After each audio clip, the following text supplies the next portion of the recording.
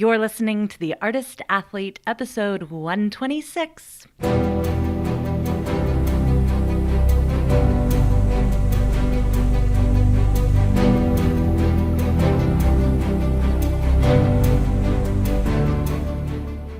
This podcast is dedicated to CIRCUS. It's a place for professionals in the industry to share their stories, viewpoints, and information, and a place for outsiders to get a sneak peek into this world. Hey friends, fans, and foes! I'm Shannon McKenna. I'm the host of the Artist Athlete podcast and the founder of theartistathlete.com. I once went on a date with this one French guy who was like, all Americans do the same French accent. And I think he might be right. Anyway, welcome to this week's show. I hope you guys are having an amazing week. And I want to, at the top of the show, dispel a little rumor, a little misconcepzione, if you will, about this podcast. So yes, I, Shannon McKenna, am a professional aerialist. I've been doing the thing for 12, 13 years now. But this podcast is not an aerial podcast. We're not just talking to aerialists all the time. Okay, friends, fans, and foes, it's a circus podcast. And circuses have jugglers. And so does this podcast. And I know all y'all skip over these episodes, but you shouldn't, because these are some of the strangest conversations, the best banter, and just all around really fabulous perspectives on circus from my juggling guests, including the one I have today. So you should listen to it. And if you're finding this podcast for the first time because you're a big fan of today's guest, you should also know that I've interviewed some other pretty cool jugglers, including, but probably not limited to, Wes Peden, who's on episode 32, Freya Wild, who's episode 50, Gina Schwartzman-Christiani's episode 65, Eric Bates is 69, Tom Walls 74, Lisa Lottie's episode 88, Benjamin Domasque-Roux is 99, Elena Lev is 112, and Victor Key is episode 120. And yes, that whole list will be in the show notes so you can refer to it later. Those are my jugglers, and the other episodes are pretty great too. So thanks for tuning in today. Let's talk about today's guest. Oh wait, but before we do, I also want to say that if you are like today's guest and you have listened to every single episode of the podcast, which is crazy because I thought the only person who listened to every single episode of this podcast was me. But if you're one of those people who does not miss a Monday, what are you doing? Go to patreon.com/theartistathlete and make sure that I don't have to miss a Monday because of lack of funding. See, this podcast comes out of my own pocket. I pay my editor, I pay my amazing assistant, I pay for all of the equipment and everything else that goes into making a podcast. I wish I had a grant for it. I don't.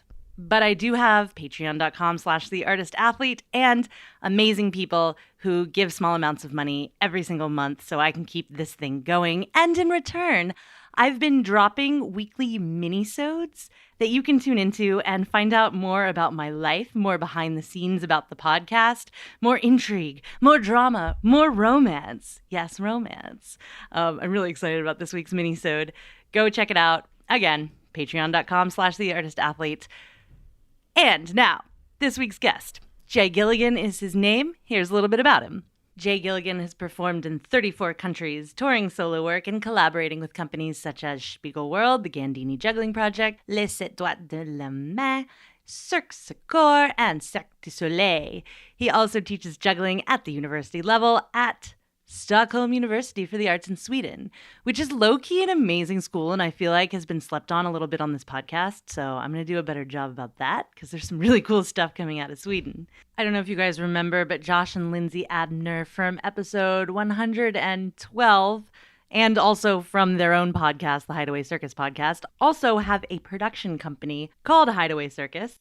This winter, Hideaway Circus presents the world premiere of Reflex, a new show from Jay, which is an astounding international creative collaboration playing for 4 weeks only, from January 28th to February 20th, 2022, at the Theater Space Me Too in Brooklyn, New York, and it's also live online. There'll be a link in the show notes. Told through stories about gravity and stunning juggling sequences, Reflex is a unique theatrical experience to behold. Discover uncharted secrets of a timeless craft, be mesmerized by visual music, and moved by the artistry of object manipulation. Wow. What a description. We'll definitely talk more about Jay's show in the interview, as well as a whole bunch of other stuff. And now, instead of just talking about him, let's let him talk about himself. Here's my interview with Jay Gilligan.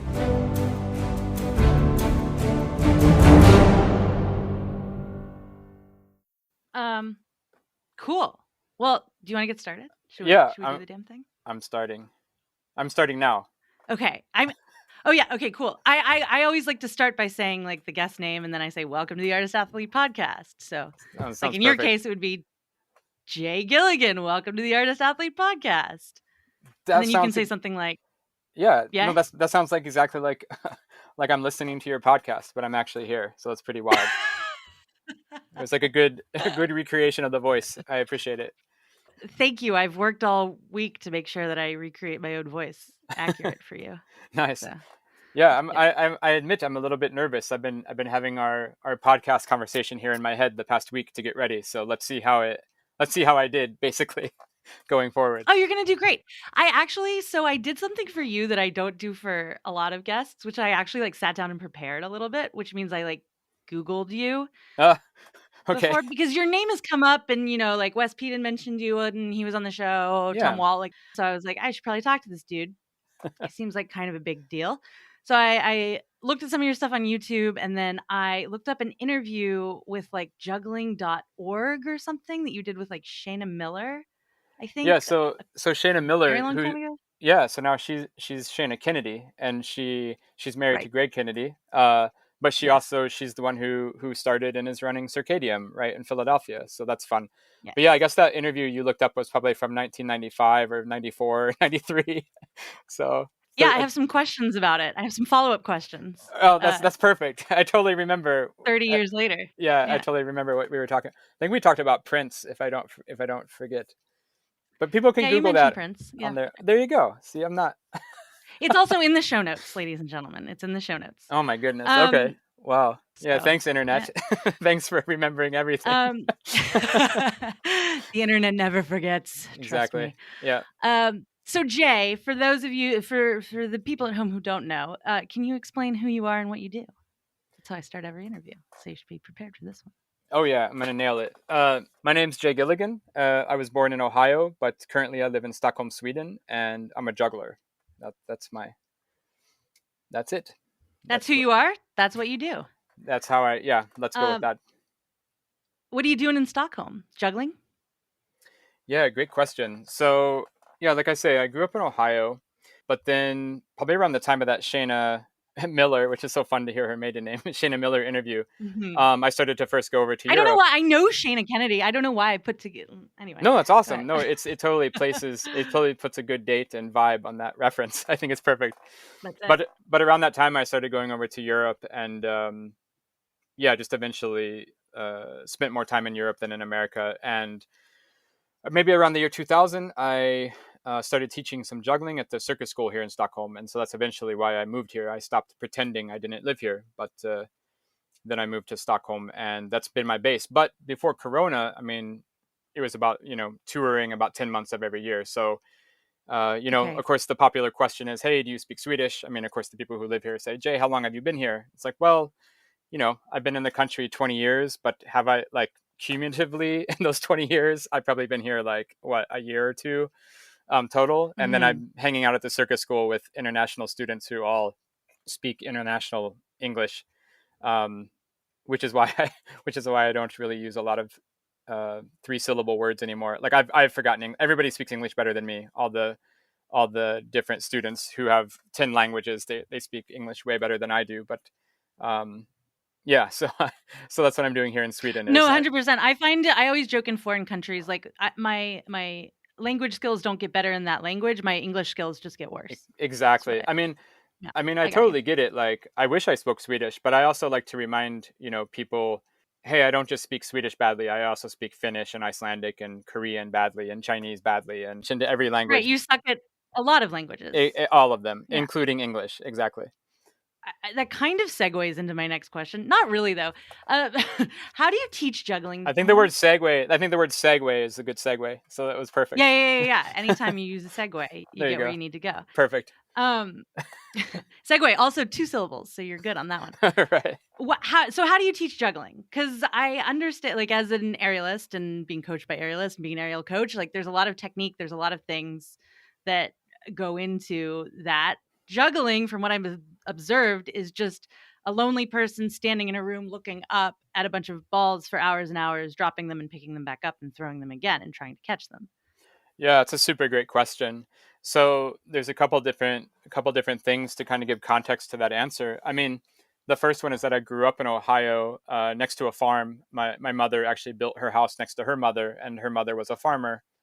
So I grew up literally in the middle of cornfields, not too close to any jugglers, but a lot of jugglers do come from Ohio. But still, growing up, I was on my own a lot. I didn't have anybody who lived next to me who juggled. So I was often alone out in the backyard or the garage, in the middle of the cornfields, learning how to juggle.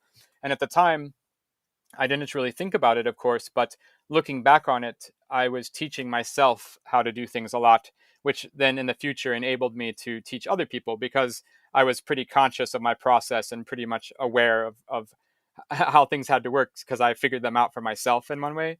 And of course, this was back in, say, the mid 80s of the last century, and also in America, where if you wanted to be quote unquote a juggler or, say, a circus artist, you taught yourself for the most part, right? Especially in Ohio.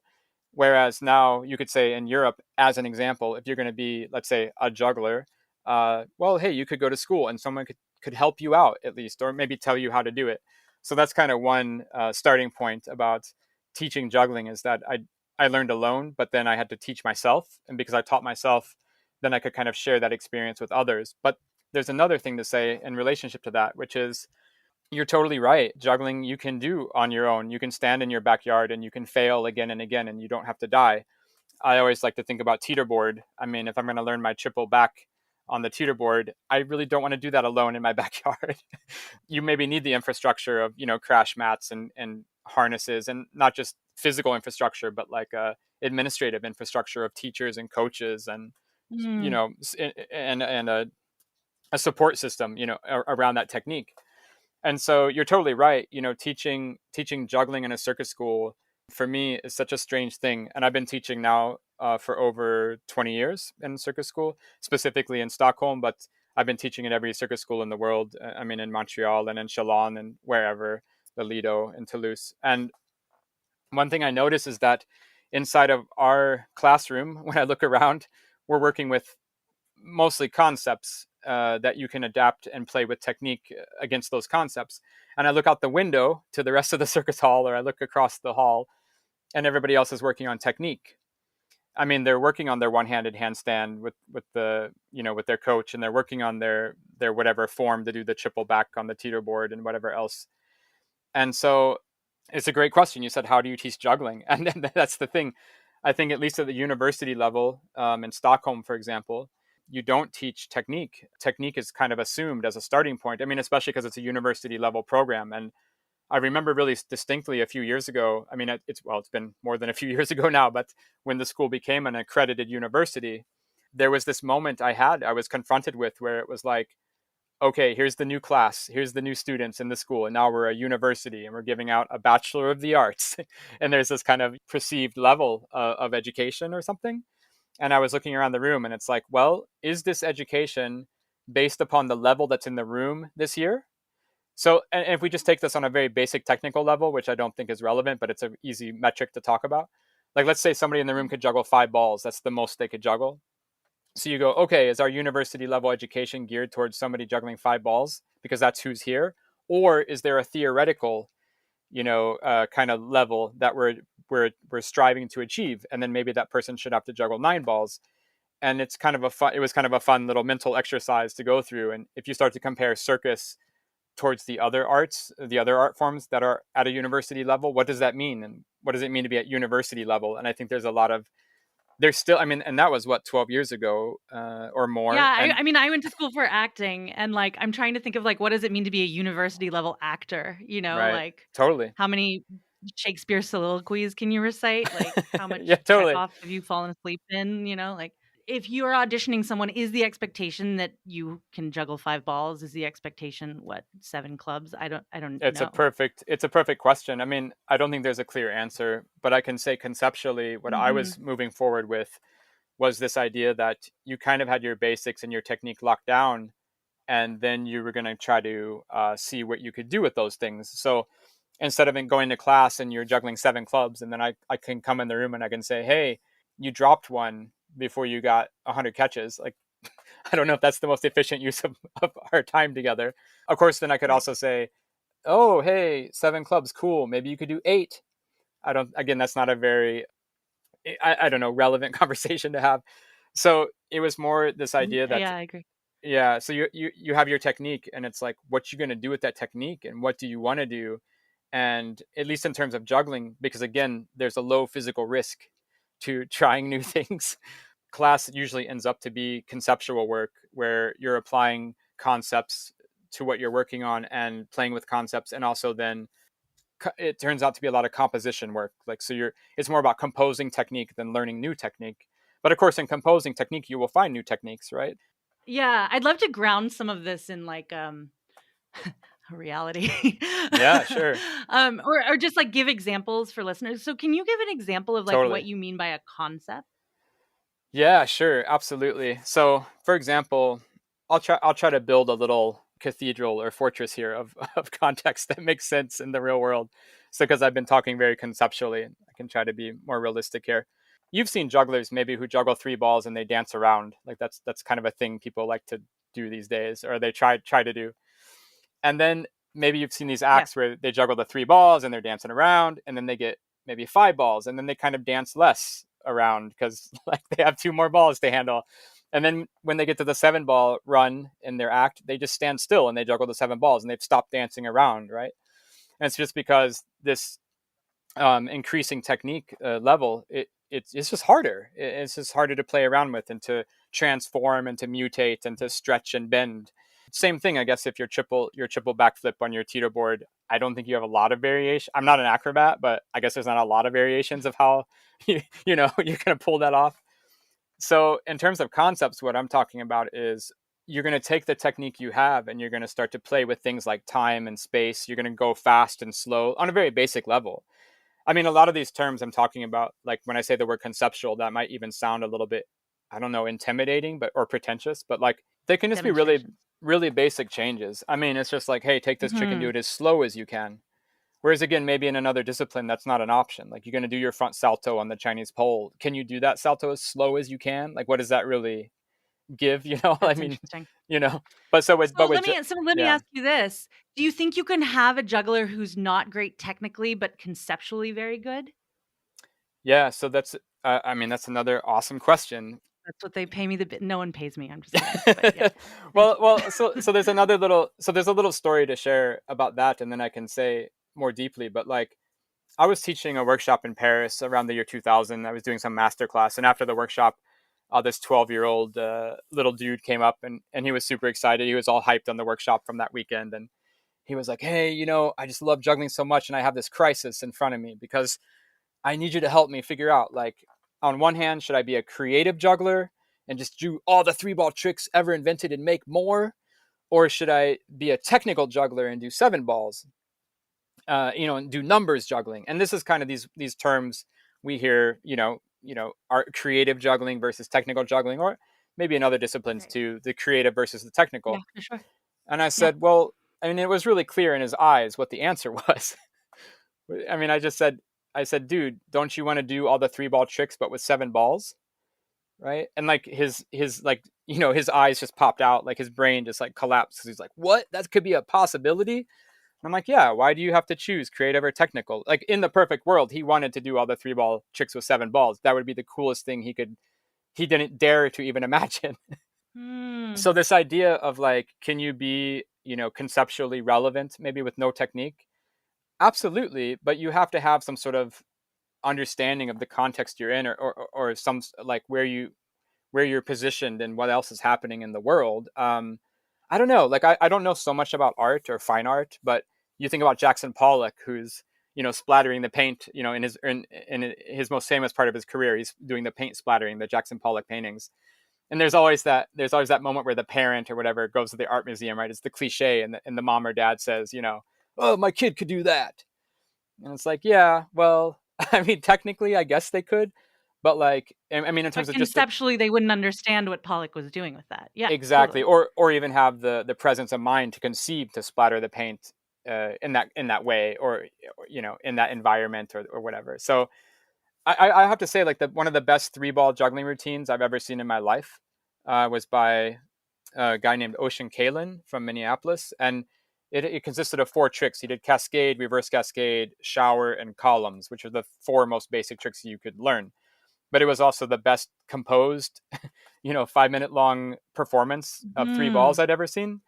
So I don't think it has much to do with technique. I think it all has to do with with how you frame it and position it, right? I mean, it's a big question, but I think that's maybe a a little entry into that discussion.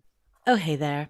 I just wanted to interrupt this interview real quick to just say one real quick little thing about myself, which is that I am not only the host of the Artist Athlete podcast. No, no, no. She is a business woman, and I run a whole company dedicated to the education and inspiration of circus artists.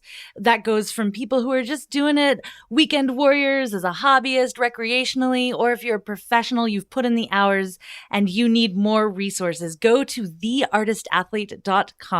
There are a ton of recorded workshops, online manuals and ebooks, everything you could possibly need from me and from some guests on this show about everything from nutrition to training your shoulders to really specific aerial moves that you need to master. Again, theartistathlete.com. And just because you went there from listening to this podcast, use code PODCAST and get 15% off your entire purchase. That's right. Theartistathlete.com. Use code PODCAST at checkout for 15% off your entire purchase. And have a great day. Back to the episode. No, that's excellent, because my follow-up question was going to be, now that we've kind of identified what a concept is, right? So it's like we're talking about like the technique, and then how you do the technique is like informed by a concept. Like, can I do this as fast as possible? Or Yeah, I can tell you a classic assignment. So like a classic a classic assignment from me in the classroom in Sweden would be make a sequence that's 5.5 throws long. Like that's a classic oh, cool. little sequence where it's like, wait a second, what's a half throw? And then I mean, we don't have, I guess we don't have time now to go into all this, but like, because it would just be hours of theoretical talk. But like, you can work forward towards that. So you can do 5 catches and then try to do another half catch, or you could do 6 catches and try to do 1/2 less catch than 6. Like, there's a lot of this sounds totally crazy, I know, but it's like every day for 20 years I went to the circus school and I was teaching, and I was thinking, like, why are we here? I mean, literally, like what are we doing here? Like, what's the point of all of this? Because again, with juggling, at least, I think you don't need the school to necessarily learn the technique at the very least.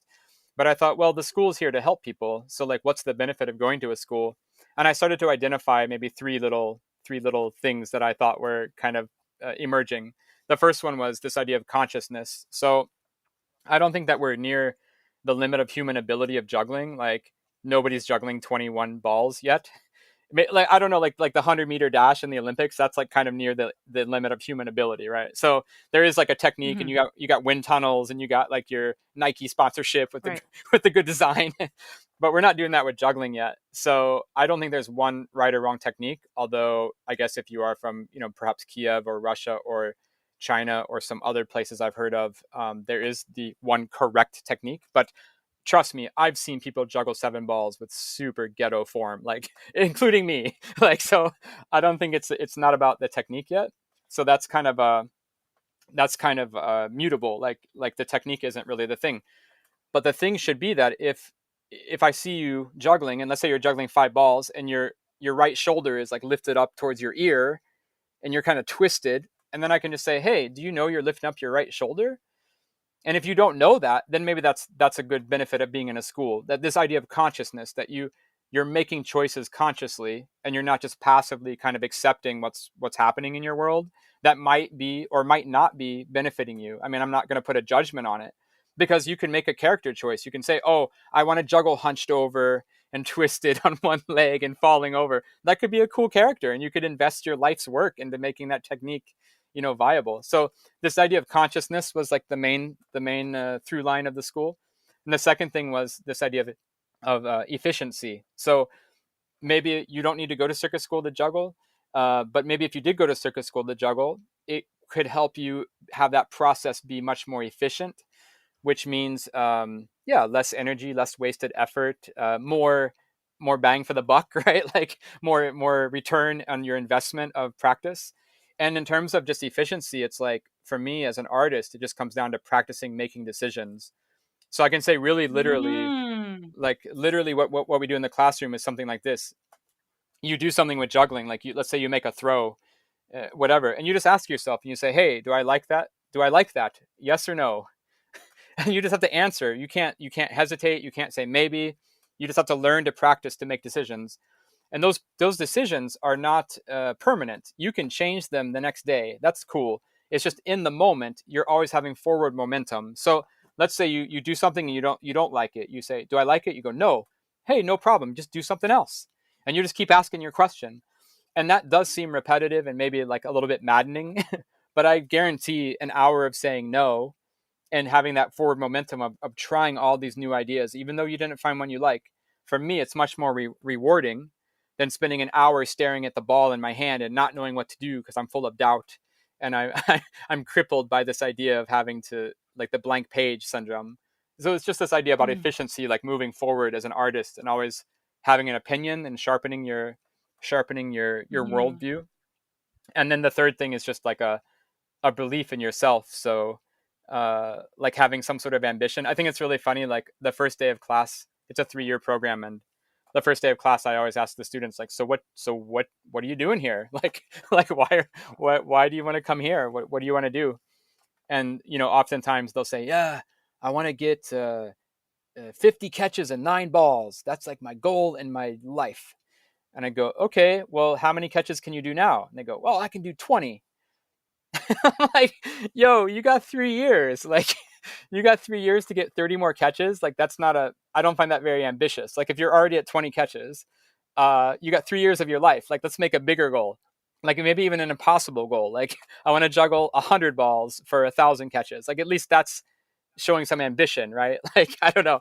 So there's something about belief in yourself and having an ambition and having a context of like, how am I going to spend my life? And what does all this work mean, and where can it go, and having a vision, basically. And those were kind of the 3 areas. This consciousness, efficiency, and ambition maybe is like a proposal of what circus school could help you with if you were juggling. At least, I don't know the other disciplines, but at least with juggling. I mean, it sounds like that's what a good coach could help you with. Right. Yeah, absolutely. And the school is kind of the capsule that allows the interaction. You're totally right. The school is the infrastructure by which the mechanism of economy is organized. Because, like, for example, when you go to the circus school in Stockholm, if you're from the European Union, it's free. It's free for you. So all of this, like all of the facilities and the coaches, those are all provided for you. And so the school is that mechanism of economy that kind of allows that to happen, which otherwise, I mean, you could have a private coach and stuff, but then the economy is different. And one funny thing just to point out is that, like, because the school's accredited in Sweden and you get a Bachelor of the Arts, it's justifiable, like, to your family as a viable option, where it's like, because like, imagine this, like, hey, mom and dad, I'm going to go to Sweden next year and I'm going to juggle 12 hours a day. And that's what I'm going to do. Or then you say, hey, mom and dad, I'm going to go to a university for circus and get a Bachelor of the Arts. Like, that's a socially acceptable path that even sounds kind of cool and funky because it's circus, right? But if you go, hey, I'm going to go. It sounds like something where your parents could like brag to their friends about. There you go. Yeah, exactly. Yeah. But if you're like, otherwise it's like, hey, cool dinner party. What's your daughter up to? Oh, she's juggling in Sweden for a year, like 12 hours a day. It's like, it doesn't have the same ring to it socially. So it is really crazy that the accreditation really does justify and enable the social, kind of situation that these people can go and learn juggling for 3 years. It's kind of incredible. Yeah. For free too. How cool is that? Yeah. totally wild. I As mean, an like I American, said, I'm I've from heard Ohio. I'm from universities. Ohio, so Yeah, there we go. it's insane. Like every year when I'm teaching there, I walk into that building and just looking at the building, which costs, $7 million. Like, I'm just like, what am I doing? Like, what's happening here? Like, we have a Bachelor of the Arts in circus. This is not real. And every year I just imagine growing up, having that resource in my life. It would have just blown my mind. Life changing for sure. You talked about concepts before, and you gave the example of like create a piece that has 5.5 Right. catches in it. Is that what you said? Yeah, whatever. Yeah. I think that's really cool for any discipline to kind of like be able to think about like, oh, okay, I have this like kind of assignment that has a technical component to it, but then has this kind of conceptual or like kind of like funky thing that I have to grapple with. And then it sounds like what you say about juggling is it's about composition as well. And is a composition then for you just like a series of concepts? How do you teach people how to compose? Yeah. No, that's awesome.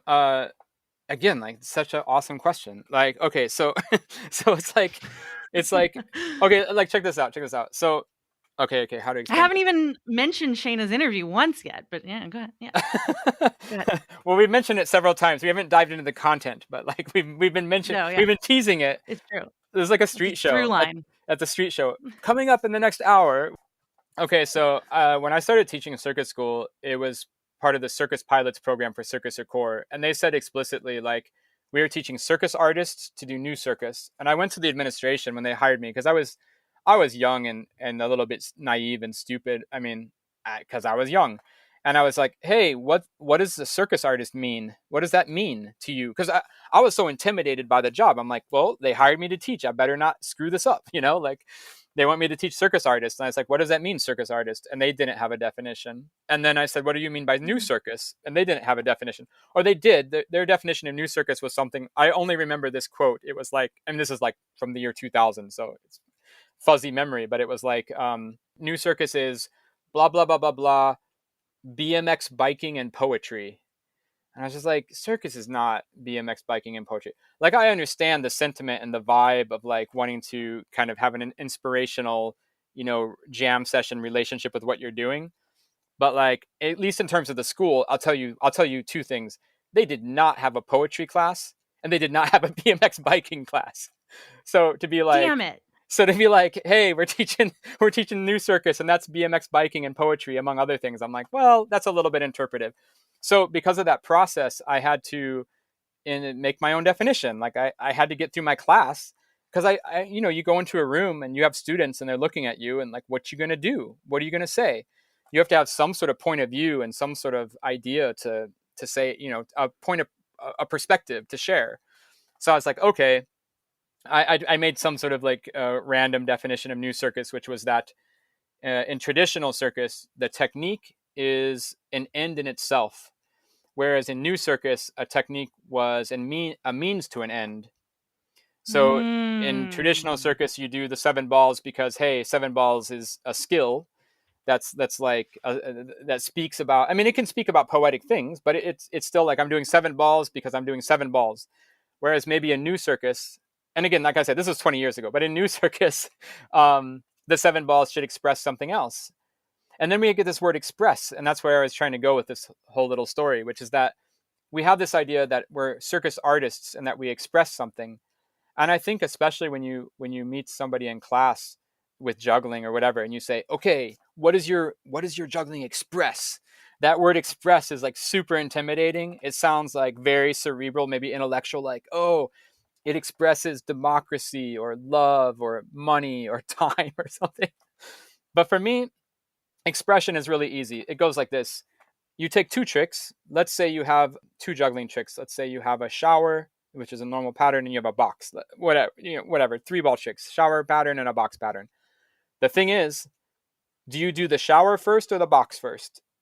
And as soon as you choose one or the other, you've expressed something. You've expressed a little bit about who you are, a little bit about your personality. It's not a big deal. It's not life-changing. It's not revolutionary. It's not going to cure cancer. But you've made a choice. And as soon as you put 2 things next to each other, because then I can come and watch you and go, oh, man, Shannon started with the box. I never would have thought of that. That's genius. I always started with the shower. What have I been doing? Like, at least then there's like a little, and then you inspired me in that moment. So you expressed something. there's another thing, which is to say, which I've been struggling with lately in my life, like I'd say for the past few years. So, for example, I'm here in Sweden, and there's a big grant writing scene. Like you can write a grant and get money to make a show, and that's very obviously very cool and very tempting to participate in the system of grants. But when you fill out the application, they always ask you, "What is your show about?" Like, what is it about? And the funny thing is, I mean, I can talk about the process of the show. I can tell you about what I was thinking and what I was feeling and what I was working with, but I can't tell you in words what it is that you're going to get out of what I do necessarily, because that's why juggling, for example, is an art form on its own. Because if I could tell you in words what juggling expressed, then maybe juggling wouldn't be juggling. It would be poetry, or it'd be storytelling, or it'd be songwriting, or something that uses words.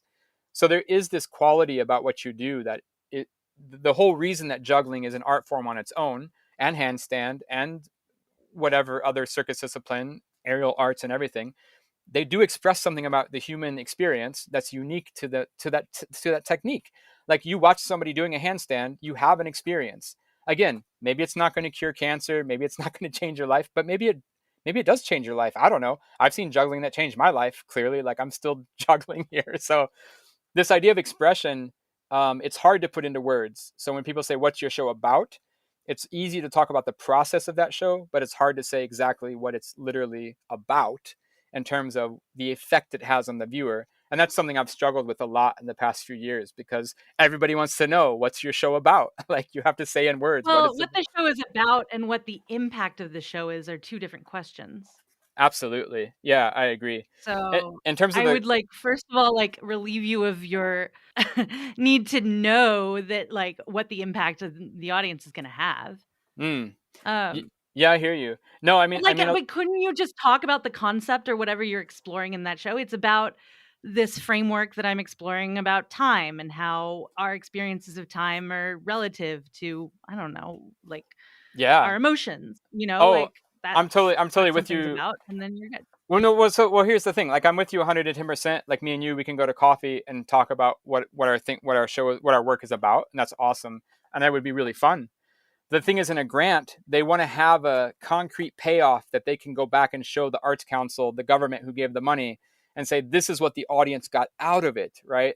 Like, so that's why the grant system is a little bit hard to navigate, because they're looking for a concrete payoff I that they see. can point to and say, if the audience goes and sees Jay's show, they're gonna get X, Y, and Z, and let's give him $50, you know, like, so it's a little bit of a, Okay. yeah.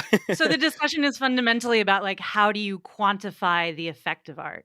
Yeah, exactly. And I feel like, especially on the grant application, which I know it's a little bit hip to talk about grants these days, so maybe this isn't like a totally irrelevant comment, but like with the grant thing, it's always like I always feel like when I write an application, I have to first justify the existence of art.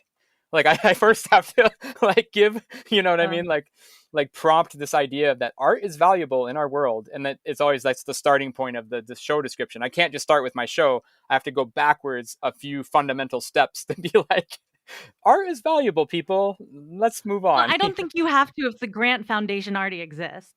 Good point. Yeah, Like no, people it's wouldn't true. make a grant for artists if they didn't think that it was valuable. Excellent That's point. I called being mean, in America. yeah, yeah, it might be. It might be. No, no, you bring up a really great point. And also, are you under the obligation to what you put in a grant actually show on stage? No, actually, I think at least here in Sweden, for the grants I'm familiar with, you're totally not. But you do have to kind of be transparent about the process. So I can't write a Yeah, grant to sure. say I'm going to do a show about marshmallows and then end up doing a show about acorns. I would have to write a little piece of text to motivate my my change of material or something. But yeah, Totally. Yeah. no, I think there's an artistic process you can have, which is amazing. Don't get me wrong. I'm not shooting down grants, but I'm just saying it's a struggle sometimes to articulate what you're doing. For sure. I mean, like in words or on a podcast or whatever else, Yeah, exactly. Um, Well, it's funny. yeah. I was talking to there's this rapper in New York City named Shirt. He's kind of a Mhm. little he likes to, at least he likes to pose that he's kind of famous. And he made this shirt that he's famous for, which is like he put the Adidas logo next to the Nike logo on the same shirt. And then he got this nickname Shirt or whatever. So Shirt was doing an art project where you could just like randomly call him on his cell phone and he'd talk to you for an hour. So I was like, oh man, I'm going to talk to Shirt about juggling. Just to, like, what's Shirt going to say? But he actually said a really cool thing, because I asked him that question. I said, hey man, everybody wants to know what your work is about. And so how do you put that into words? And what do you say your work is about? And he said a super clever thing. He said, man, everybody wants to know what your work is about because they want to know instantly if they like it or don't like it. So it's like you're scrolling Instagram. You instantly want to know what that photo or video is so you can like it or not like it and move on and keep scrolling. It's not that they like it. It's not about liking things. It's just about identifying things so you can move forward to the next thing. And so he said, like with his work, he's like, man, my work is that you got to stare at it for a half hour and think about how you feel. And that's not the rhythm that society's in right now, right? Like everybody wants that instant answer. Oh, it's about ice cream. I like ice cream, double tap. And then you keep scrolling. So I thought that was pretty interesting, that people just want to know what it is. They don't care if they like it or not. They just want to know so they can move on. And I recognize that in social media a lot, right? Like that's a struggle to deal with when you're talking about art and expression and like how you talk about things with words. I don't know. It kind of blew my mind. One of the questions Shayna asked, which now I can go segue. Yeah, that was awesome. That was awesome. Was, will we be seeing you on the internet anytime soon? Right. And do you remember what your response was to that? Not a clue. This is gonna be amazingly awesome. You say, and I quote, "No, you won't, because I have better things to do, like push the envelope of juggling." Oh yeah, that'd be an ironic. I can see myself back then being ironic like that. Yeah, totally. No, I'll stick with that answer. So work. Yeah. So my follow-up question is, what does it mean to push the envelope of juggling? Yeah. Hey, that's awesome. So let's use Shayna's husband as an example here, because it's really fun to talk about. So Greg Kennedy, he came to the International Jugglers Association Festival in 1996, and he brought this big clear acrylic bowl. And he rolled white balls in this bowl in different patterns. And it was like super amazing. Nobody had ever seen anything really like in that style of rolling before. I mean, of course, Michael Motion had his triangle where he bounces white balls in a triangle. That had been a few years earlier in the early 90s. Now Greg had this bowl. He's rolling balls in a bowl. And I remember at that festival, because I was there with Shayna and Greg hanging out, half of the jugglers in the audience were like, hey, this is silly. Like, he literally can't drop because the balls are in a bowl, which means they can't hit the floor. Because that was their literal definition of a drop, was like, wait a second, they can't hit the floor. So that was a problem for them. That was a barrier. And the other half of the jugglers were like, well, first of all, it looks kind of hard. But second of all, it's such a new idea, it was hard to think of. Right? So now you're not only talking about like difficulty of technique, you're talking about difficulty of conception. And the cool thing that Greg did was, after the competition that day, he left the bowl out overnight in the gym for everybody to play with, which was so genius, because afterwards, everybody who had seen the show, they could walk up to that thing in the gym at 2 a.m. and they could roll some balls in it, and they could say, oh man, this is a lot harder than I thought. It takes a much more delicate touch, and the balls collide much more easily than I thought, and they slip, and they have like different types of spin on them, and they're not so easy to catch. And so what I took away from that experience was that if you want to be innovative, you can't be outside of people's realm of experiences. If you're too innovative, nobody has a relationship to it, and you're not innovative. Like you're alienating, or you're confusing or something, because nobody in that audience had their own bowl to roll the balls in. So if everybody had been rolling balls in bowls, and then Greg comes along and he does like a new pattern, then everybody can relate to that and go, oh man, that's different than what I'm doing. But it's different, but it's still relatable. The thing about the Greg story, I forgot to preface it, maybe, is saying he was in a juggling competition trying to win. So he did put himself in terms of like a real concrete context of like, I'm going to juggle like this and I'm going to be better than the other people you've seen. So in terms of that little technical discussion, people were just lost. But in general, I'll say like this. Well, so now I have to bring up my friend Eric Oberry, who I work with here in Sweden. He's one of my old students, but we run this podcast together called Object Episodes, where we talk about juggling and concepts, and like you were asking earlier about what concepts might be. So that's really an easy way to, like, we talk for hours about juggling concepts and conceptual juggling. But Eric had this observation a few years ago where nowadays, if you want to be a juggler, you go, hey, I want to be a juggler. I'm going to get some stuff to juggle. So you go on Google, right? Like you open your laptop, you go on Google and you go juggling clubs, and you go to the same website that I go to, and you buy the same clubs that I own. And now you have those clubs and I have those clubs and everybody in the world has those clubs.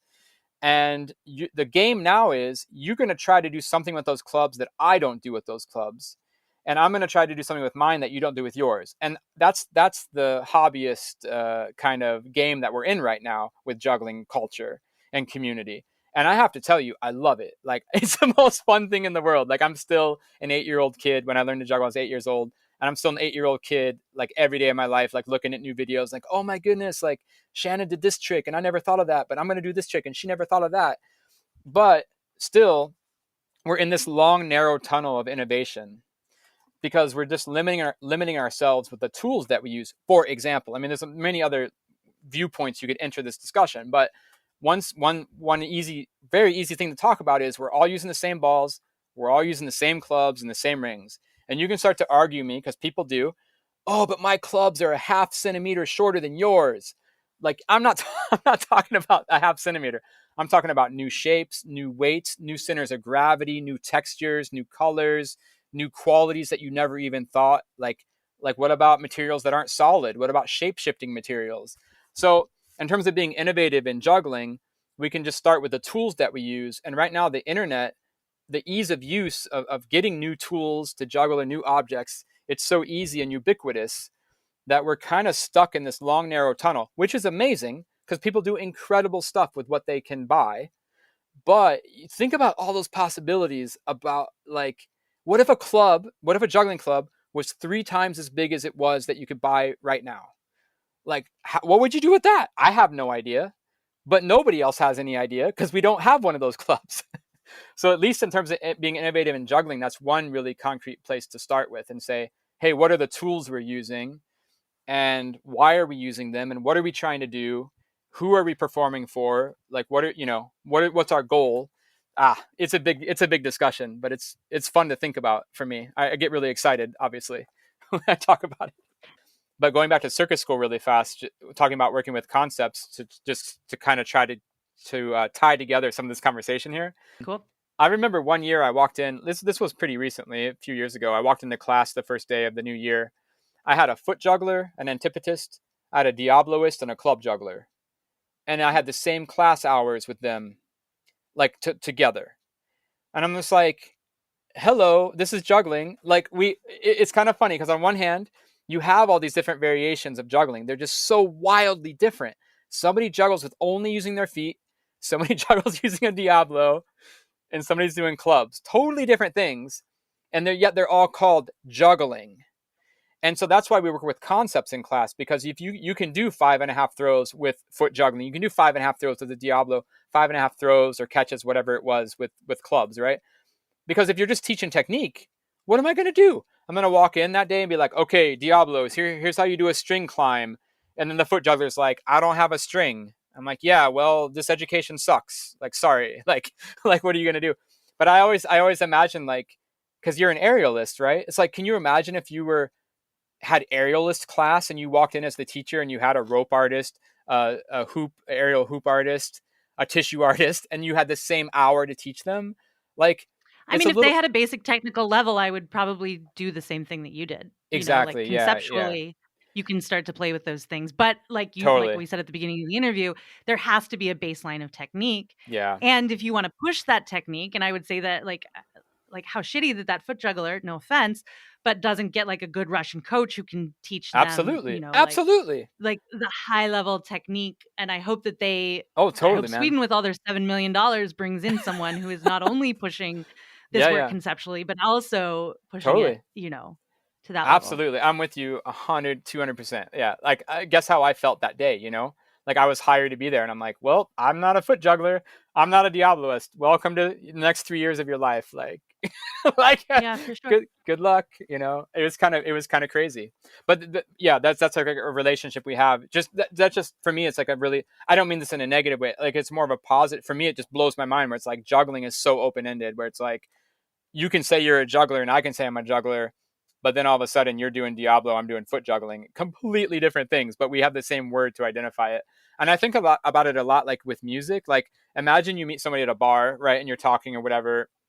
You just met somebody and like, oh, what do you do? Oh, I'm a musician. Oh, I'm a musician too. I don't think in that area of society, in terms of music, we would never assume we do the same thing. Because you go, oh, what kind of music do you do? Oh, I do classical music. Oh, that's cool. I play in a punk rock band. I play bass in a punk rock band.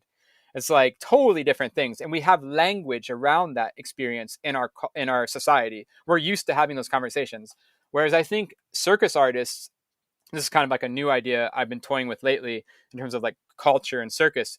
We kind of label ourselves the same thing, like the same. We think we're doing the same thing. So, for example, here in Stockholm, they've been promoting circus lately in the arts. It's been the past few years. Like, circus is on the rise. Like, I think in a lot of European countries, like, they're really pushing for funding of circus, and that circus is a valid cultural art form and all these things. And so they'll program circus shows here in Stockholm in this theater, and I'll go see one, and I'll be like, "Oh, circus! I do circus too. They're doing the same thing as me." And I'll go see the show, and it's like the farthest out from what I'm doing that could be. And for a moment, I'll get depressed because I'll be like, "Man, I should have got this gig," or why am I not hustling these gigs? And then I realize, like, yo, I am not doing the same thing that these people are doing. I am not doing the same thing what this cultural institution is defining as circus. And then I'm relieved of that pressure to just assume that we're all doing the same thing. I don't know. Do you ever experience that? This idea that circus is one thing? Well, I mean, I have a working definition of circus that I have for myself, and then I have to say, I mean, this is what circus is to me. This is the level I want to meet. This is the like you were saying before with like taste and what you like. Yeah. I would say that for me, my experience of doing things is I do something, I ask myself, do I like it or not? And then I have the follow-up question of why. Right. Yeah. And So that important. question is what makes my own taste, and also what allows me to, when I watch circus, say, I liked that, I didn't like that, or that is definitively disrespectful to call circus, or Yeah. that Yeah. is Totally. pushing circus in a direction that I have never seen before, because Right. it does get murky. And I respect a collab. I respect like a dance circus company, but Right. I don't respect when someone tries to build themselves a circus and then just does a dance show. I think I'm with you. Like, I think there's an internal, I've started thinking about it. I've started to have some peace of mind thinking about it like this. So maybe I don't know if me and you, if we can share this, if this will help you. But for me, I was thinking there's two conversations happening. There's an internal conversation and there's an external conversation. And generally, I can't really fault too many people on the external conversation, which is about kind of marketing, because I get it. Like, circus is so wacky and kind of trendy right now that it's much more lucrative to be a circus company in Sweden than it is to be a theater company. There's like Hmm. thousands of theater companies that are like out of work, that are, it's not exciting. Oh, you're another theater company that's out of work. Like, okay, well, join the thousands of other companies that do theater. Oh, wait a second, you do circus? Oh, I heard circus is on the rise. Like, that's kind of trendy and sexy, and you know what I mean, like alluring. So the external conversation, I totally get it. And the way that, like, I find a lot of stuff labeled circus is in my internal conversation is not really circus. But I get the marketing aspect. If people want to hustle and say they have world records and whatever else they want to say to sell, if they think they're going to get money, that's another. I can't knock them, to make a living. But I think that the danger is when that kind of false, or I don't want to say false, I mean, there I'm judging it, but like that external conversation, it's not the same as the internal conversation. That's maybe what I mean is, you think you're doing circus for real. That's when I think it becomes a problem. Like, I'm going to market myself as a circus show just to get, like, hits and like attention. That's one thing. But to actually start to believe that you're doing circus and you're not actually doing circus, I think that's when you get in trouble, when you're putting stuff on stage that's just completely lost and meaningless. It's like, I think about, like, I have a couple of friends who are street performers, and then they say, like, I'm going to juggle the razor sharp knives, right? That's an external discussion with the audience. Like, these knives are razor sharp, but they've been doing that same line for 20 years. And then when they meet me for lunch, they still say razor sharp knife. Like, oh, I was doing the razor sharp knives. And I'm like, dude, I bought the same knives you bought from Dubay.com. Like, they're not sharp. Like, so if you start believing that the knives are really sharp, I think it's a little bit dangerous. Like, it can get you into some. Well, that's just what they call the trick. That doesn't mean that they believe that the knives are sharp. I think my friends, unfortunately, start to believe their own hype, and a couple of my friends who are like, well, man. I mean, I don't know if that speaks to circus as an art form so much as the capacity to self-reflect as a human being. There you go. I mean, like let's call it differentiation here. The things that I start to see or I start to get worried about are like just technical level. You know, right. like when I and the Mongolians talk about this a lot, right? With contortion, where they're like, contortion is an art form in our country. It's a heritage. Right. You know, right. like these kids from age, 5, 4, they learn how to do the full handstand, legs over the head. They learn how to shoot the bow and arrow. They learn how to do that because it's part of their cultural heritage. They go to these schools in Ulaanbaatar. They train them up. Cirque du Soleil takes them up. They put them on stage for 12 years or however long they want to be there. Yeah. And then a whole bunch of people from the US start doing yoga and they call it and they hashtag it contortion. Right. You know, like that. And then those maybe only within the community can we really know like what we will accept. You know, training with Russians is very different than training with like an American in the States and like your standards, that's the word I'm looking for. Are slightly different, you know? Totally. And I know my standard of what I want to call circus. Is that the same as the Swedish government's? Probably not. Right on. Yeah. But I have to be okay with like that and know that there are other people who have similar higher, lower standards. Right on. And that's going to be true of all of art, you know? Oh, you're totally right. Yeah, no, you're totally right. And it's just about trying to navigate that whole and untangle that whole system. I mean, a couple stories come to mind. Like you just reminded me really quick. I have to say, you were saying about contortion in Sweden. So at the circus school, we used to have a contortion teacher who was from Mongolia. And there was a little quote, which was he used to take the contortion students who were, well, they were all girls at the time, and teenage girls, just that they were young enough to like have to develop that flexibility. He would take them into the room and he would say, for the first half a year, you cry. And then after that, you thank me. And I remember that quote because that kind of got to, they put a stop to that pretty quickly. I think the whole like just being straight up like, you're gonna cry for the first half a year when I break your oversplit and like I break your knees and stuff. So that was just kind of brutal. I mean, again, as a juggler, I'm just like appalled. I'm so happy I'm not like a physical person. But all of this goes back to this question before of like, can you be a very good conceptual juggler and not a good technical juggler? Like I would be entertained by seeing a very beautiful 3-ball act it would be really hard now that I'm thinking about it. Like even to like go to Cirque du Soleil to have someone do like a 3-ball really beautiful conceptual act. Yeah. And then like not have the music stop, not have the drum roll, and have them do like 12 balls or something, you know, like do something where like technically like they earned the right to do the conceptual stuff. Yeah. Well, I think in juggling, like this is so funny because I started juggling when I was 8 years old, and so I've been juggling about 35 years now. I'm still stuck on this, which is that I started off as a hobbyist, and I think a lot of jugglers I meet in my lifetime, they were also hobbyists first, and then they wanted to become professional performers. And I don't know whatever kind of label we're going to put on this, like a professional performer or an artist or circus artist. I don't want to get stuck on that kind of game of wordplay, but like just this idea that you're an amateur or a hobbyist, whatever the hell that's going to mean. And then you're going to take it to another level, which is like, I mean, I have a very specific working definition of a professional, which is that you've invested the time and money and you have a respect for the industry and you're getting paid in that industry. That sounds great. There's an understanding of context. That works for me. I think that changes a hobbyist from a professional, as well as like a monetary aspect. That's awesome. I wish more people would have shared that definition. We could have more productive conversations, I think. No, that's really a nice way to articulate it. But like, I came from a hobby scene, and now all of a sudden at some point I've transitioned into being a professional or whatever that means, right? And I'm still stuck though with these expectations, and my values are still from the hobbyist roots.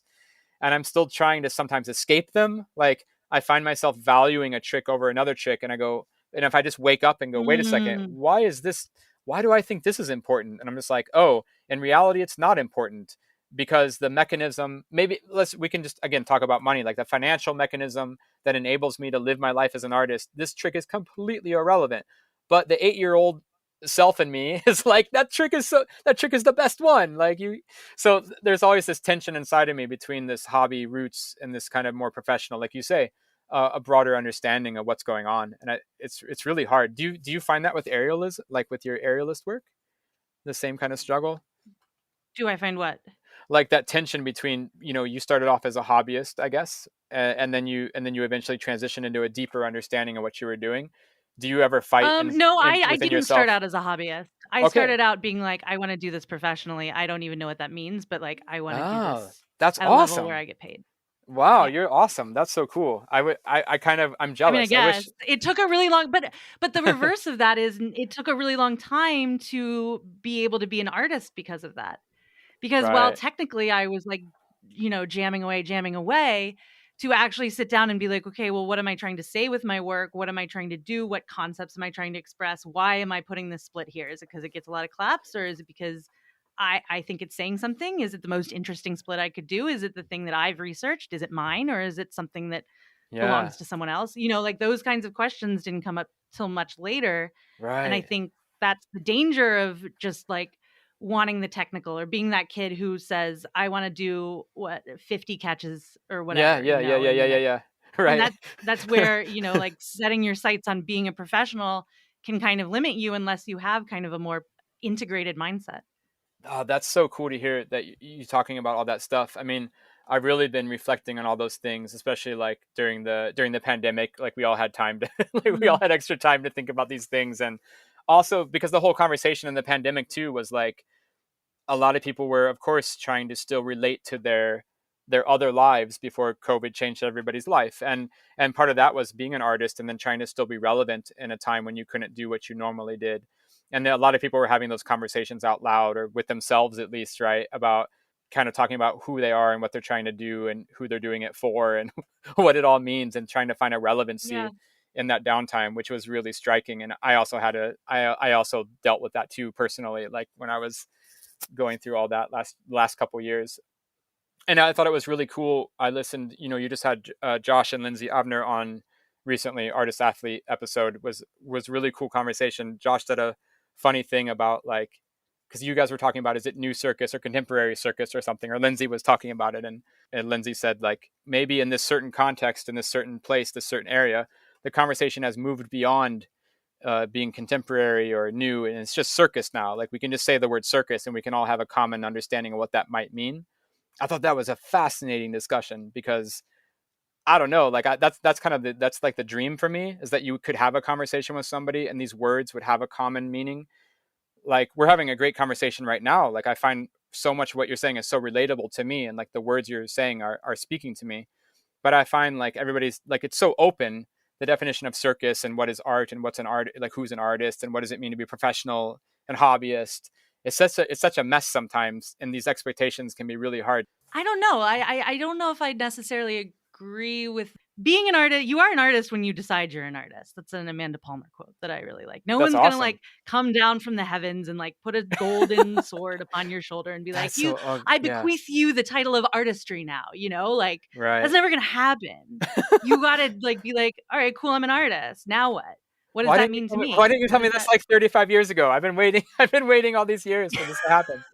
You would have saved me so much stress. I got you. No, but seriously, that's such a great quote. That's such a great point. So everything you're saying right now, it kind of brings us up, and I'm gonna say segue now. Am I allowed to say segue? Segue. Okay. And there'll be a sound effect. Oh, nice. Yeah, as long as the sound effect is like with your voice and it's like a little bit like a doo-doo-doo-doo-doo, then we can keep it. Okay. Yeah. Well, so during the pandemic, I actually started making a show, working on a show for the past year and a half. And it's actually with Josh and Lindsay. They're producing it. The Hideaway Circus is producing this new show I'm doing. Cool. And Congratulations. Yeah, thank you. It's like, it's so weird that it just keeps working, and I should stop being surprised that it's that it's still going forward, because it's been going for a year and a half. But I'm still so grateful. So I guess that's why I'm always just so surprised that it's going really nicely. But we've been making a show. It's a solo show. I'm going to do it off Broadway in New York. It's going to open end of January, and it's going to run for a few weeks in New York City, and in a little theater in Brooklyn. It seats about 60 people. Oh, fun! Maybe I'll try to come see it. I might be going to Paris, but dude, if I'm not, I'll try to. you're totally on the list. +1. Yes. No.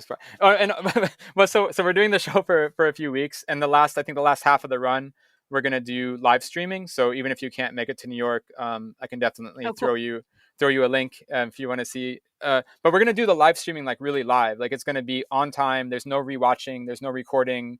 If you come late, you're entering late into the stream. And I think we're going to limit the live stream to like a couple people a show or something, to keep it really nicely exclusive and intimate feeling. Like, so basically the show it's about juggling again, like kind of like my podcast, like such a surprise, right? But it's also it's about my life, but it's about this idea of identity, and it's about this idea of obsession. And like you say, when do you choose to be an artist, and how do you choose to frame your work? And there was this story. So my favorite juggler is Michael Motion, this guy who bounced the ball in the triangle, and he's most famous for being the hands of David Bowie in the movie Labyrinth with the crystal ball. Yeah.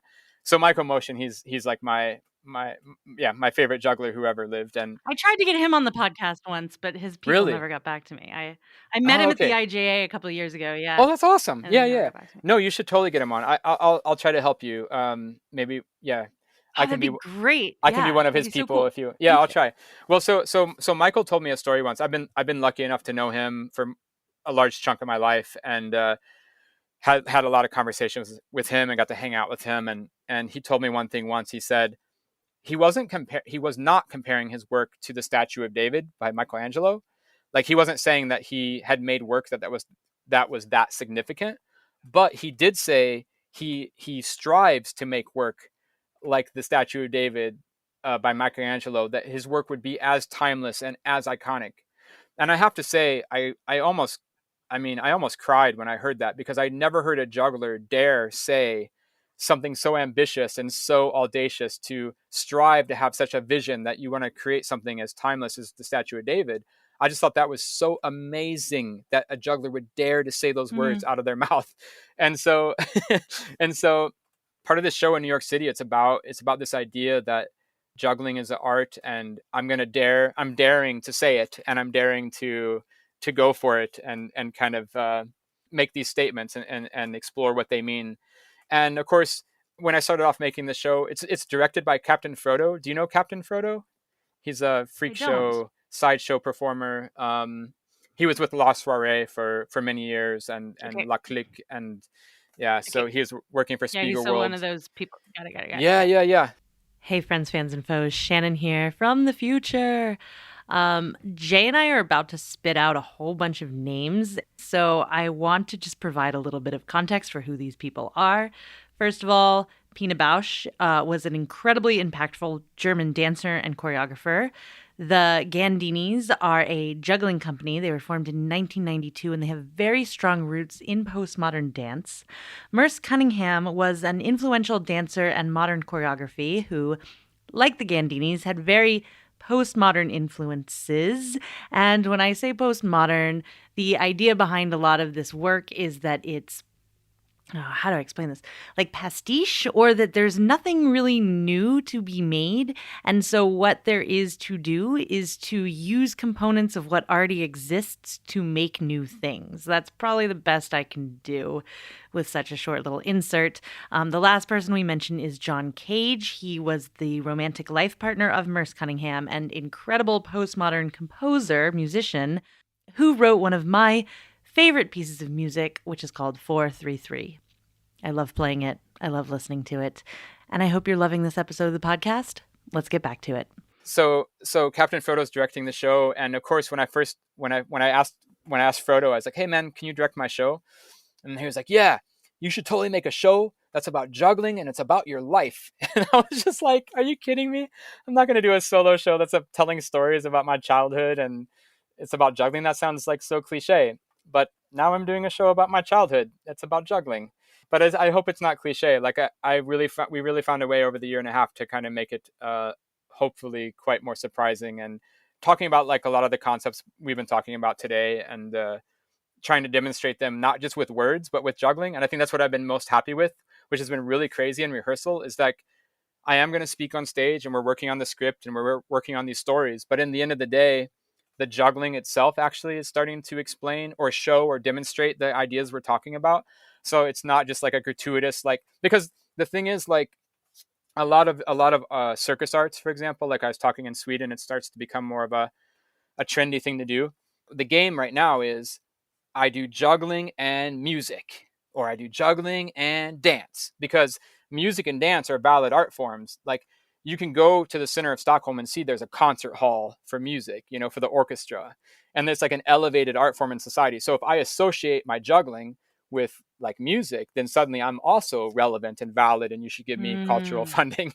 So this idea that like you have to justify kind of what you're doing by associating with something that's more, you know, valued by society, that's kind of a totally hot topic right now, in a lot of places. And I hopefully, like with the solo show, I'm not apologizing for for juggling being what it is, but hopefully it's going. I mean, like, I think about like the Gandinis or some of their shows or other things. Like, they're not trying to be anything other than jugglers. Yeah, I mean, I a don't know. little bit. Yeah. I mean, they had Like, their would Sweden ever book the Gandinis? They have, yeah, they I definitely saw. have. But if you look at like I used to work for Gandini's back 25 years ago. I'm so old. But like I don't know, like their hit show Smashed, it's like a Pina Bausch quote unquote tribute. So it's like they're again, like it's not a show about juggling necessarily, it's about associating with Pina Bausch. And when that show came out, it was like at the same time when the Pina Bausch 3D documentary came out. It was like a big sensation in the movie world. And it was just like capitalizing on that hype. And like now the Gandini's new show is about Merce Cunningham. And it's like, well, I mean, great for them. Again, like they're hustling, and they have a show with like the Royal Opera, and they're doing a show with Philip Glass, and it's incredible. But it is associating juggling with these other, you know, more valid art forms, and with great success. No judgment. Well, it actually kind of makes sense that you would say like to associate juggling with something like Merce Cunningham's work as we start to talk about juggling being more abstract. Because actually, like, I watched The Serpent, I watched your like YouTube, and it was very it like reminded me a lot of John Cage's work, and that kind Thank of you. like Yeah. No, that's like I see a lot of influence there. So I actually don't know if I would frame it as that's great. Them trying to hop on a bandwagon so much as like two art Sure. forms that really conceptually speak to each other. No, but that's maybe, a great. I don't know. I mean, like, no, that's a great point. I mean, that's a great point in terms of like definitely they're not doing Little Red Riding Hood and juggling or something where it's like way less way less obviously relevant. Like I'm totally with you. Like Merce Cunningham with movement and juggling. Like yeah, I can totally buy that. But you do see a lot of theater shows, you know, trying to be spiced up with circus, right? Like I'm sure you even see that. in your, for sure. You know, where it's like, oh, Little Red Riding Hood, and then the wolf juggles 3 snowballs or something like that. When you're just like, again, you're associating circus with, especially like theater, which is something that every cultural producer can understand, right? Like they know theater will sell tickets, and it's something safe for the general public because it's just so much more established. So they're like, okay, what is your show about? Going back to that, and if you say, well, I'm doing Little Red Riding Hood, but the wolf juggles, and they're like, oh, I get it. Little Red Riding Hood, that's the thing I've heard about. Like that's safe and cool. But the problem is, like when you're watching Little Red Riding Hood, there's that suspension of disbelief when you're watching a play, like, and you don't really think that person's a wolf for real. You think they're playing the character of the wolf or the grandmother or whatever. So you're supposed to kind of pretend that that's happening, and you lose yourself in that fantasy. It's super fun, right? Like we love good theater, right? But then when that person juggles or does a drop on silks, that's not pretending. That's supposed to be for real. It's not like they're pretending they're going to do a drop on the silks. They actually do a drop on silks. And there's that collision of reality that kind of shatters the fantasy because it is actually real. And it's like really hard for me to kind of, you just totally took me out of the fantasy that we were in. and I was invested in it, but now I've been taken out of it. And now I don't know what to think, because should I think now that the wolf is actually a person or a wolf or I don't know. I get really stuck about it when I watch shows like that. No, that's really interesting. Yeah. That's really interesting. I have one more question for you. Great.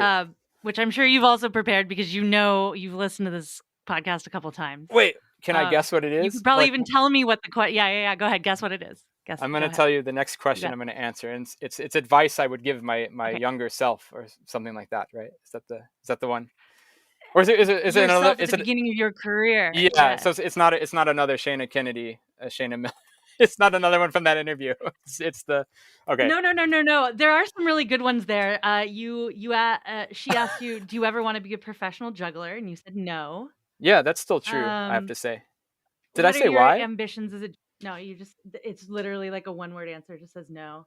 I was such a punk. You I was so asked, stupid. "What are your ambitions as a juggler?" And you said, "To juggle good." Oh, I know. I read the whole interview and I was like, "Oh, this is gonna make Yeah. You were this is gonna excited for the podcast based on that interview. That's awesome. You're like, wow, this is gonna Well, be I a mean, I think she missed a lot of opportunities to ask why, thank you. Oh, well, I mean, and that's on her, not on you. I still don't want to be a juggler. I mean, in terms of when I was growing up and I was just juggling for fun, as a kid, I loved it so much. And the thing is, I still love it so much. But I saw people older than me who were also performers, and they got jaded and they hated it. They just did the shows for money. They didn't feel good anymore about juggling. They just used it to make money and they just hated their lives. And I said, you know what? If juggling ever becomes my job, there's a danger that I'm going to start to hate it. And I like it too much to let that happen. So I never really intentionally chose to be a juggler. It's just that I've been lucky that the stuff that I happen to find fascinating in the studio that I create, enough other people outside the studio also find it fascinating enough to give me enough money to keep going. And that's actually the answer to my question, to the question, what would I tell my younger self at the start of the career, which is that I get a lot of circus, like, again, going back to the tying in the circus school theme, you're talking about teaching juggling and stuff. And all the new students, they come in, I say, hey, what you want to do here these 3 years of school? And they say, I want to do something, I want to juggle in a way that's personal and it's meaningful and expressive, and I want to find a personal style, right? That's what everybody wants to have. And so the thing is, one easy way to be personal is if you were the person who juggled sledgehammers. I don't know a sledgehammer juggler. Or what if you're the juggler who juggles pencils? I don't know a pencil juggler, but that'd be a super easy way to be personal. I'm not saying it's an easy technique to learn or that you have to invent your own technique. That's a whole other ball game. But just to say, like, I want to be personal, an easy way to start is to do something that not everybody's doing. Like, then that's a really personal, that's like a kind of obvious, like very basic one-on-one mapping of that idea. But I would tell myself when I was young, looking back, if I could talk to myself when I was younger, I would say, hey, pursue all those things that are the most personal to you. Because looking back at my Mm, career, the biggest opportunities I had were always the ones that used the most personal ideas I had. So the most money I mhm, ever made, the biggest shows I ever did, the best contracts I ever had, the most meaningful performances I ever did were all connected to the most unique material that I have in my repertoire. And when I was younger, because again, being a hobbyist, you want to work on your 8 rings and you want to work on your 5 club back crosses or whatever, and that's super fun. But the like, my career is definitely not tied to how many catches of 8 rings I can do. And it was really fun to mhm, juggle 8 rings in the gym, and it's still fun to go try to throw them up in the air. But in terms of being an artist, it doesn't really have any connection at all. And when I was young, I would pursue these silly ideas like rolling flashlights on the floor. I really remember really clearly. I was like 20 years old. I was in my studio. I had flashlights in the night, so it was dark out, and I was rolling these flashlights on the floor just in circles, like for hours. And I was like, "This is the coolest thing I've ever seen, or like I've ever done." And I was like fascinated by it. And then I showed a few people this little thing I put together, rolling flashlights, and they were like, "Hey, that's really cool."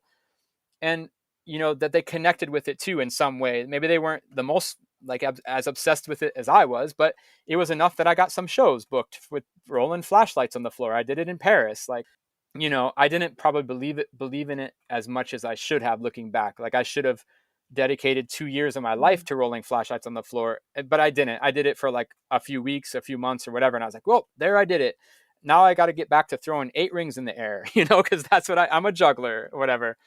And that's Mm. that tension again between my roots and my future career, of struggling with my values and how I know what to practice, and struggling with how to use my time. So definitely I would tell myself, like, yeah, pursue the ideas that are the most unique and the most personal, because that's what's gotten me the farthest at this point.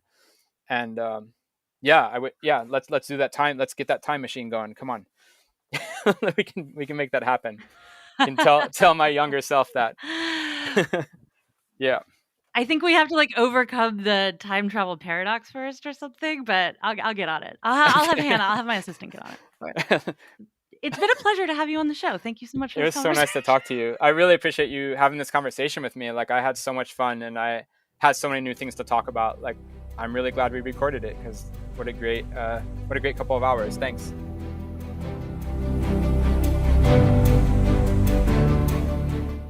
That was my interview with Jay Gilligan. Friends, fans, and foes, I need you to know that the raw audio of that interview was way longer.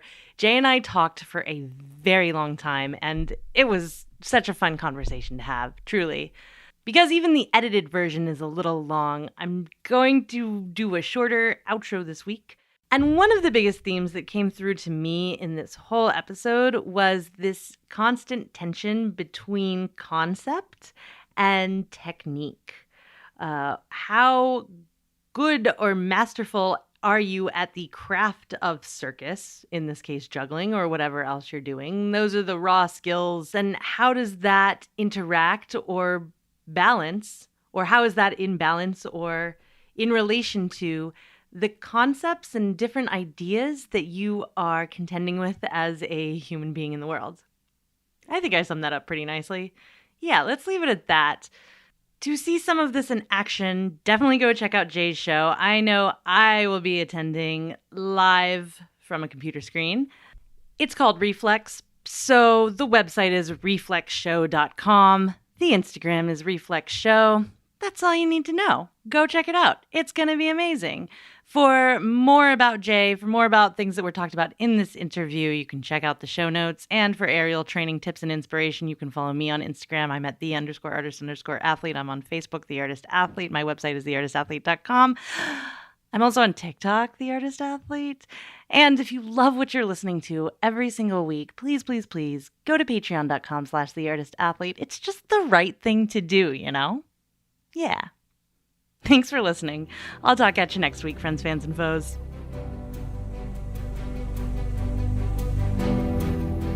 The Artist Athlete podcast is supported solely by donations from people like you. Here's what some of those people have to say.